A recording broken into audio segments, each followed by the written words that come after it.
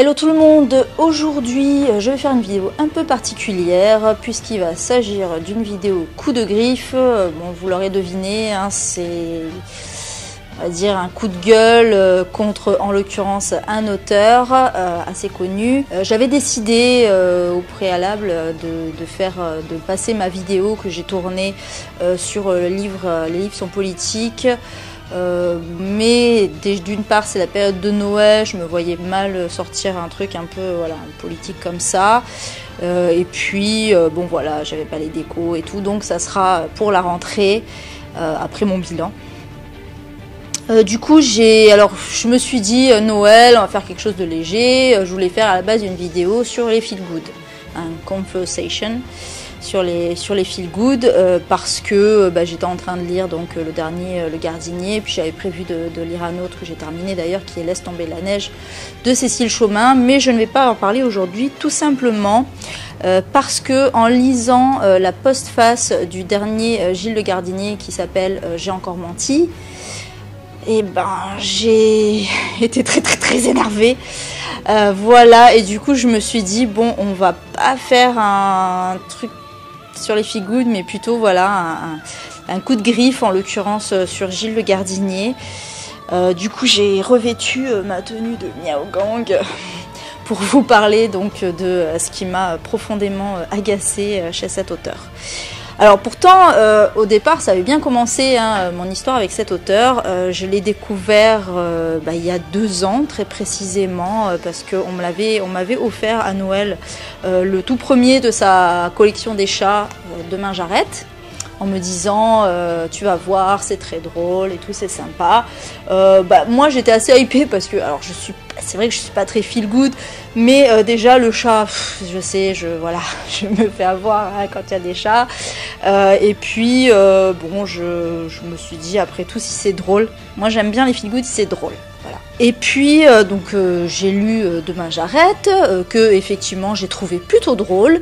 Alors oui, bon, il y a quelques clichés, hein, forcément, hein, c'est un homme qui se met un peu à la place d'une femme, hein, c'est une femme, l'héroïne, qui parle à la première personne, mais c'est léger, c'est super drôle, voilà, moi ça m'a pas gêné. On sait que les clichés, forcément, dans les feel good, dans les cheat lit et tout ça, il y a toujours quelques clichés, mais ça reste pas méchant, on va dire. Et c'est tourné en dérision, en fait, c'est-à-dire que ça s'assume, en fait, voilà, ça se veut cliché, ce genre de littérature, donc on le sait, on sait à quoi s'attendre quand on va là-dedans. Voilà, donc pas de souci. Moi j'ai beaucoup aimé. Du coup je me suis dit tiens, j'ai trouvé en fait toute la collection des chats d'occasion. Je me suis dit allez, je vais tout prendre. J'en lirai d'autres. Alors j'ai pas lu dans l'ordre parce que je savais pas si j'allais tous les lire, et puis surtout voilà, j'allais vers les synopsis qui me plaisaient le plus. Et en l'occurrence, le deuxième que j'ai lu, c'est Ça peut pas rater. Alors encore une fois, c'est une femme, l'héroïne. Le synopsis m'a tiré carrément parce que c'est une nana en fait qui veut se venger des mecs, hein, tout simplement. Forcément, hein, même si c'est cliché, pour moi la féministe, je me suis dit que ça allait être drôle, et effectivement, mais j'étais pliée de rire, voilà, je riais toute seule comme une idiote dans le train en lisant Ça peut pas rater.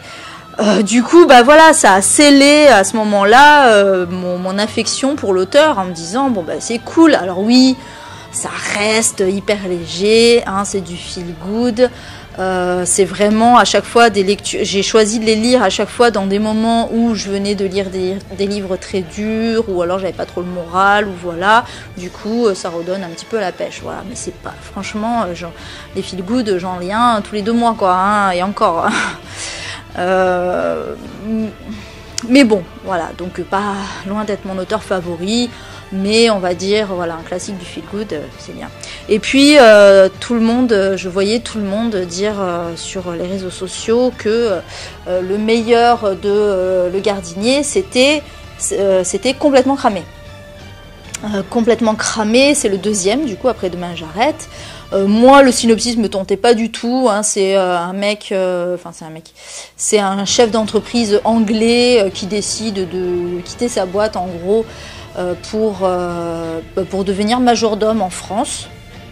Pourquoi pas, mais bon, moi ça m'inspirait pas de ouf. Alors oui, ça prêtait peut-être à des situations un peu quiproquo un peu gaguesque, mais voilà, ça me tentait pas des masses, mais tout le monde disait oui, c'est le meilleur de la série, à chaque fois je voyais complètement cramé, c'était toujours cité, voilà, le meilleur, le gardinier. Du coup je me suis dit, donc une fois que j'ai eu envie de lire un feel good, bah super, je vais lire complètement cramé, et je me disais, putain, si déjà je me suis marrée de ouf sur Ça peut pas rater, qu'est-ce que ça va faire avec complètement cramé, quoi.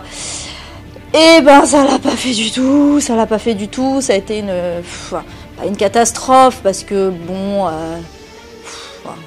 non, franchement je me suis fait chier,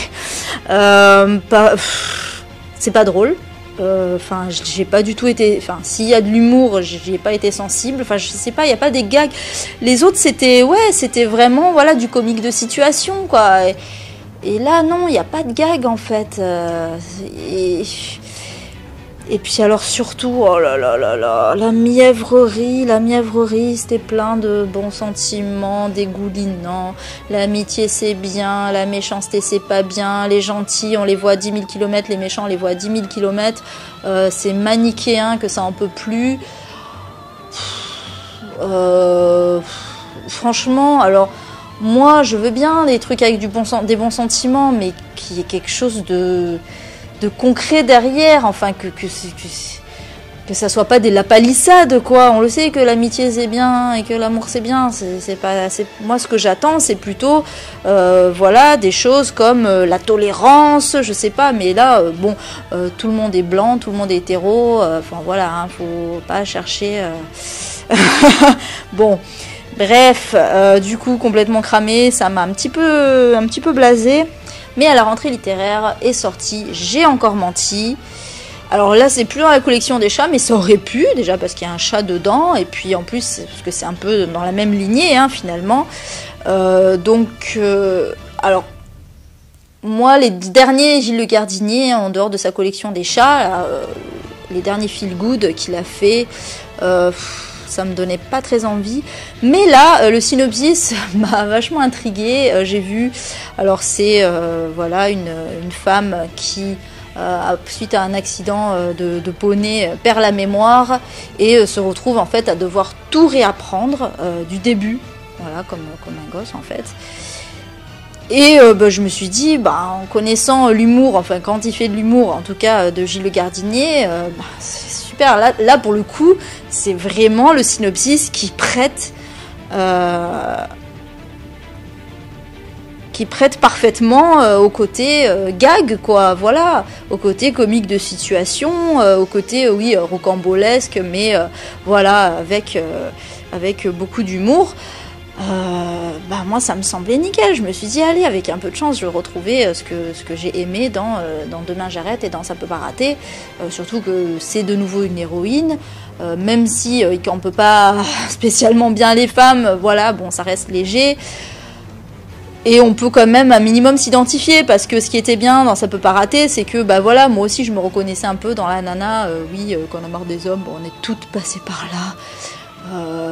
Voilà, bon, mais ça reste très cliché.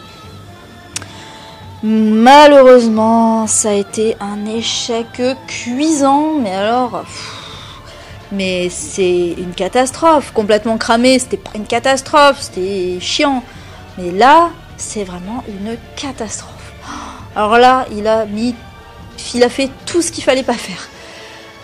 Déjà, les bons sentiments, alors là, il y en a à l'appel, mais alors, mais c'est de la philosophie de comptoir, c'est vraiment du genre, voilà, les petits bonheurs de la vie, c'est important, la famille, c'est important, trouver l'amour, ah oui, alors parce que j'ai bien compris avec Gilles Le Gardinier qu'une femme a forcément pour but de trouver l'amour dans la vie, sinon elle n'est rien, non, parce que notre héroïne, Laura, là, dans le livre, elle a quand même un boulot, elle a des amis, elle a une famille, mais elle est pas bien, parce qu'elle a pas trouvé l'amour. Ah là là, quelle catastrophe. Je parle de ça d'avant qu'elle perde la mémoire, hein, bien sûr. Non mais je comprends pas, quoi. Bref, voilà, mais à part ça, voilà, ça enfonce des portes ouvertes. On est toujours dans le truc, voilà, l'amitié, l'amour, machin, mais il n'y a rien d'autre derrière. Enfin, ça va pas plus loin, quoi. Et puis alors, les gags. Mon Dieu, c'était mais d'un pathétique au moment où elle perd la mémoire. Quand elle se réveille à l'hôpital, en fait, elle était dans le coma, et quand elle se réveille, elle se prend pour une reine. Alors, d'une part, il faut savoir quand même, alors je sais que c'est gaguesque et tout ça, que c'est que c'est pas censé être sérieux, mais enfin, elle est censée avoir complètement perdu la mémoire, repartir des zéros. D'où, comment elle sait ce qu'est une reine, enfin voilà, comment dire, sa cour, etc. Je comprends pas, et donc voilà, elle se prend pour une reine, oui, mais servante, machin, enfin bon, et c'est d'un ridicule, c'est pas drôle, enfin c'est pas drôle du tout, tellement, enfin je sais pas, j'avais l'impression de lire un livre pour enfants en fait, où on fait des petites blagues comme ça, gentillettes, Et après, alors voilà, donc finalement après ce passage reine où on lui explique, j'aime bien parce qu'il faut qu'on lui explique qu'elle a perdu la mémoire, pour que là elle se dise ah oui d'accord, donc je réapprends tout. Bon. Donc quand c'est réapprendre tout, c'est réapprendre tout. Genre, tu sais, c'est une bougie, je sais pas à quoi ça sert, on me dit que c'est une bougie, ok, enfin, des choses comme ça, quoi. Et à côté de ça, il y a sa meilleure amie, donc qui est pareil, qui est complètement conne, je suis désolée, mais mon Dieu, ça vole pas haut, quoi, c'est... On dirait deux préados, enfin je sais pas. Je suis mais blasée d'une force par ce livre, mais tellement, c'est waouh. C'est jamais drôle, ça n'apprend rien, c'est pas émouvant, mais alors à aucun moment c'est émouvant. L'histoire d'amour, oh mon Dieu. L'histoire d'amour. Oh, mais elle est flippante, l'histoire d'amour en fait. Comment dire, le gars la stole, enfin, le gars ne se présente pas à elle, il lui parle dans le noir, il se présente pas. Au début, elle le prend pour un pervers, et elle a raison, j'ai envie de dire, parce que n'importe qui aurait réagi pareil pour le coup, mais après, une fois que s'est pris une déconvenue amoureuse avec un autre gars, et bien finalement, elle envisage la possibilité de son admirateur secret. Mais tu le connais ni d'Ève ni d'Adam, et puis il te parle, enfin je sais pas, ça fait peur. Alors bon, c'est peut-être parce que j'ai écouté le livre en audio. Du coup, quand le gars parlait, c'était une femme, hein, c'était une femme qui comptait, mais quand elle faisait le gars, en fait, ça faisait peur. Ça faisait peur. Voilà, c'était bonsoir Laura. Voilà, c'est comme ça. Moi, il y a quelqu'un qui me dit bonsoir Eva, je te connais mais tu ne me connais pas.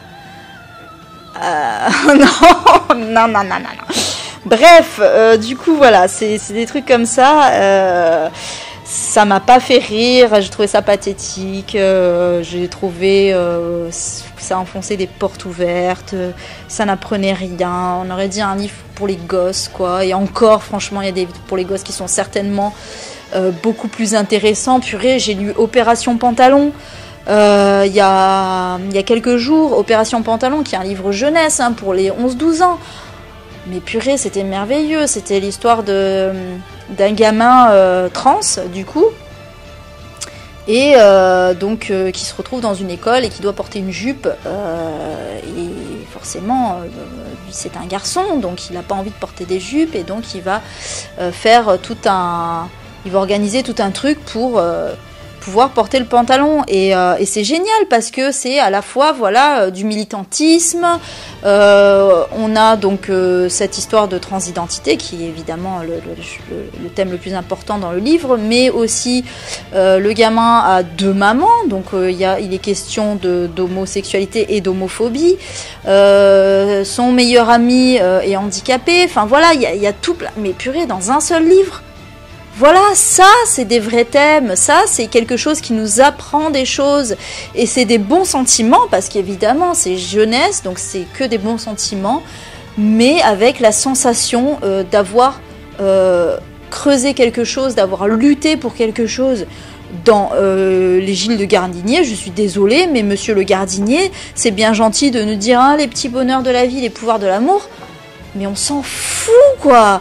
Je veux dire, soit vous faites du feel good, c'est drôle et tout, machin, c'est léger, on est là pour, on lit pour un peu se détendre, se vider la tête. Soit vous faites un truc sérieux, comme vous avez l'air de vouloir le faire, mais à ce moment-là, faites quelque chose qui va plus loin que ça, quoi. Bref, du coup, voilà, ça m'a saoulée. Mais c'est pas fini. Oh là là là là, si seulement. Si seulement il s'était arrêté là, si seulement je m'étais dit, bon bah voilà, c'est bon, le gardinier, franchement, ces livres sont vraiment pas pour moi. Il part vraiment dans des trucs chiants. Voilà, en plus des clichés, c'est vraiment pénible. Voilà.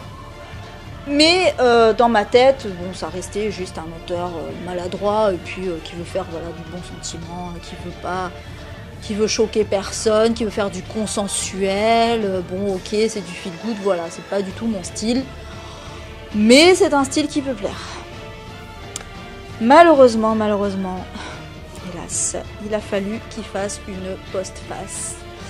Et là, comment dire, oh j'avais les poils qui se hérissaient, c'est le cas de le dire. En entendant ça, parce que... Oui, en entendant, parce que du coup j'écoutais en audio, mais waouh, ça m'a... Alors du coup, j'ai pris des notes sur mon téléphone, donc je vais vous lire quelques passages, et vous allez voir ce que ça donne. C'est une catastrophe. Depuis des années, nombreuses sont celles et ceux qui s'étonnent que je puisse écrire dans la peau d'une femme. Alors je ne vous dis pas la suite, donc il se gargarise de se mettre parfaitement dans la peau d'une femme, voilà, parce qu'on lui dit que... voilà, et parce que, voilà, il explique qu'après tout, c'est le propre d'un auteur de savoir se mettre dans la peau des personnages, etc. Sauf que, comment dire, mais il ne sait pas se mettre dans la peau d'une femme. Je suis désolée, mais c'est pas ça, se mettre dans la peau d'une femme. Là, en fait, il incarne à chaque fois des femmes, mais on reste un peu en surface, quoi. Enfin, je veux dire, voilà, c'est gentil. Et puis alors, voilà les clichés, quoi. Les nanas qui veulent toujours... Parce que toutes les nanas, là, que j'ai vues, les trois, là, dans les 3 livres où l'héroïne est une nana, elles aspirent toutes à trouver l'amour. Et bizarrement, dans Complètement cramé, c'est un homme... C'est pas son aspiration de trouver l'amour. Donc, et pourtant il est veuf en l'occurrence. Mais voilà. Mais enfin, il y a un moment où faut arrêter les conneries. Mais s'il y avait que ça encore. Mais non, il n'y a pas que ça.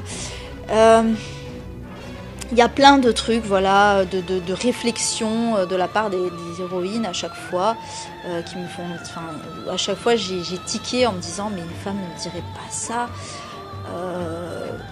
Par exemple, j'ai un exemple qui me vient en tête, mais il y en a eu plein d'autres. Un moment, donc dans le dernier livre, Laura et sa meilleure amie doivent se rendre dans un quartier qui est un peu malfamé. Et la réflexion de la meilleure amie, c'est oh là là, tu nous emmènes dans un endroit où c'est l'endroit parfait pour se faire détrousser. Une femme aurait dit, il n'aurait pas dit ça en fait. Une femme aurait dit c'est l'endroit parfait pour se faire violer. Je suis désolée, mais nous les femmes, la peur qu'on a quand on va dans des endroits craignos comme ça, quand on est avec des gens craignos, c'est pas de se faire détrousser, mais vraiment pas quoi. Et ça, pour le coup, c'est instinctif, et c'est quelque chose que les hommes ne peuvent pas comprendre, et donc voilà, preuve en est. Mais enfin, si, ils peuvent comprendre, mais justement, il aurait peut-être pu aller un peu plus loin dans sa réflexion. Par exemple, enfin voilà, il y a plein de trucs dont il parle pas, je sais pas moi, c'est con, mais les règles, par exemple, les femmes elles ont jamais leurs règles dans le truc. Alors oui, c'est tabou, oh là là. Bon, par contre, les personnages peuvent aller aux toilettes, mais surtout pas leurs règles. Voilà, le harcèlement, enfin il y a plein de trucs comme ça. Quand je parle du harcèlement, je parle de trucs à la con dans la rue, enfin voilà, mais c'est des trucs qu'on vit tout le temps. Et les seuls problèmes qu'ils trouvent aux femmes, en fait, c'est de ne pas trouver l'amour. Donc bon, je dis pas qu'il faut faire des sujets graves, mais c'est juste que c'est des petits trucs comme ça qui nous arrivent tout le temps, en fait. Des réflexions, tiens, par exemple, toutes les femmes se prennent toujours des réflexions sur leur tenue vestimentaire ou machin, que ce soit en positif ou en négatif. Ça n'apparaît jamais. Enfin bon, bref, je vais pas rentrer dans les détails. Bon, ça, à la limite, c'est pas le plus grave. Franchement, c'est pas le plus grave. C'était juste pour faire un petit aparté là-dessus, parce que moi, je trouve pas qu'ils campent bien les femmes. Bon, bref, ça, c'est rien encore. Voyons la suite de ce que j'ai noté. Je vais oser vous donner mon point de vue sur un sujet crucial qui conditionne énormément d'aspects dans notre vie, particulièrement à notre époque. Je ne crois pas du tout à l'égalité entre hommes et femmes. L'égalité n'est pas l'équivalence. Tiens donc. Ok.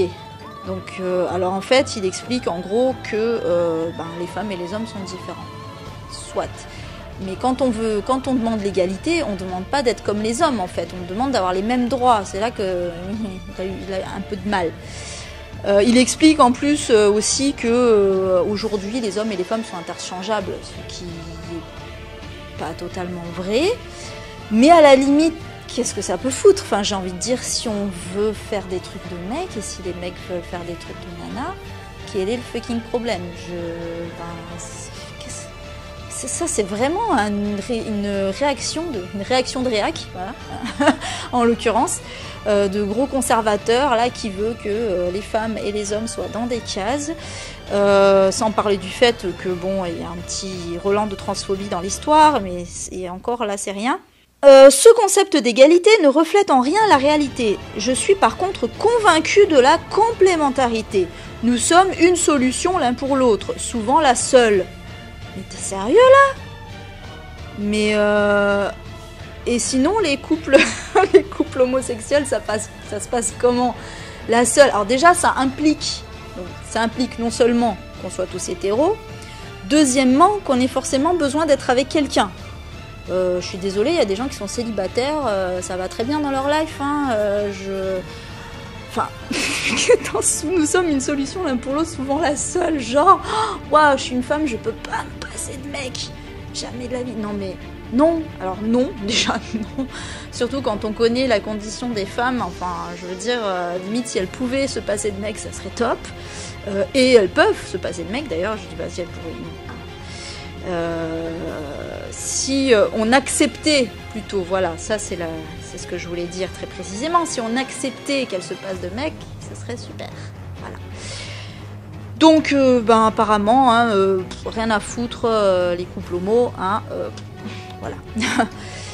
Je n'ai nullement la prétention de parler au nom de tous les hommes, encore heureux. Mais pour ma part, j'ai besoin de vous, de votre esprit, de votre approche, de votre présence, de votre sensualité, de votre formidable aptitude aux sentiments, de votre patience à notre égard, de votre envie de nous rendre... Non, de votre envie de nous qui nous rend plus grands. Putain. Oh là là, mais sérieusement quoi. Votre formidable aptitude aux sentiments. Bah oui, parce que les hommes, bien sûr, ils sont pas aptes aux sentiments, mais c'est des bonhommes, ils sont virils. Oh, les bonhommes. C'est comme dans le sketch de Florence Foresti. Ah, bah oui. Voilà, mange des patates. et les femmes, elles boivent du jus de goyave et elles sont sensuelles. Voilà. Ok, alors là, c'est... Waouh, on est dans les années 50, hein. On va passer... On passe. Parce que certains spécimens déshonorent leur camp, parce que certaines extrémistes jouent le jeu d'un pouvoir facile plutôt que celui d'une nécessaire alliance, des murs se dressent entre nous. Alors vous noterez qu'il n'a pas dit certains extrémistes, mais bien certaines extrémistes. Alors on a bien compris qu'il parlait des féministes, hein, si vous n'aviez pas compris, je vous le dis. Certains spécimens déshonorent leur camp, bah oui, les féministes bien sûr, un déshonneur pour la femme sensuelle et soumise. Voilà, donc voilà, alors celui d'une nécessaire alliance, alors excusez-moi mais non, je ne vois pas pourquoi on devrait forcément s'allier avec les hommes, puis d'ailleurs les hommes ils sont pas trop pour bizarrement s'allier avec les féministes d'une façon générale, donc bon, à partir de là, hein, faut que ça aille dans les deux sens aussi. Voilà, donc, ah oui, alors bien sûr le terme extrémiste, parce que évidemment hein, les féministes posent des bombes, tuent des gens pour leurs idéaux, c'est bien compris, on prend des gens en otage, enfin bon voilà, oh qu'on est cruel les féministes, oh, des extrémistes. Voilà, c'est Daesh, quoi. Accordez-moi une image simple, mais qui n'en est pas moins vraie. Ah bah oui, c'est toi qui le dis, ça. Face à ces barrières, seul l'amour, celui qui nous élève et que nous vivons personnellement, permettra de nous envoler pour les franchir. Oh, putain, mais le pathos du truc. Ok, donc l'amour... Donc il n'y a que ça dans la vie, hein, visiblement. Ah, il aime bien l'amour. Donc c'était pas, en fait, c'était pas pour rire hein, dans ses livres. Il est vraiment à fond dans le truc, quoi. Mais non, enfin l'amour, oui. Bon après au sens large évidemment, hein, parce que effectivement c'est bien d'avoir des gens qu'on aime et qui nous aiment, heureusement. Mais alors là, ça fait vraiment, gros pathos, quoi. C'est l'amour qui triomphera de tout. Enfin, en attendant, surtout la lutte qui triomphe des choses. Mais bon. Ensuite, ceux qui commettent le pire ne sont ni des hommes ni des femmes, mais au mieux des crétins et au pire des monstres. Alors, super. Donc ceux qui commettent le pire, on a compris que c'est les gens qui tuent voilà, au nom de leurs idéaux, les extrémistes. Les violeurs, les meurtriers, etc. Ce sont forcément des crétins ou des monstres. Alors c'est bien la psychophobie. Non, en fait ce sont malheureusement des gens comme tout le monde, des personnes lambda qui ont simplement été mal éduquées dans la plupart des cas, ou qui ont vécu des drames. Enfin voilà, c'est pas des gens qui sont fous, hein. Même les psychopathes, la psychopathie c'est pas une maladie mentale. Donc il faut arrêter avec ces conneries, et puis ça n'a rien à voir avec l'intelligence non plus. Bref, parce qu'il y a des tueurs en série, ils sont très intelligents évidemment. Donc ça c'est encore des conneries. Ensuite, ne laissons personne nous enfermer dans une caricature. Une anatomie ne constitue jamais une identité. Alors on va apprécier, les personnes transgenres apprécieront cette petite remarque sur l'anatomie, puisque bien sûr Monsieur le Gardinier ramène les hommes et les femmes à leur anatomie. C'est parfait. Voilà, et puis alors il parle de caricature.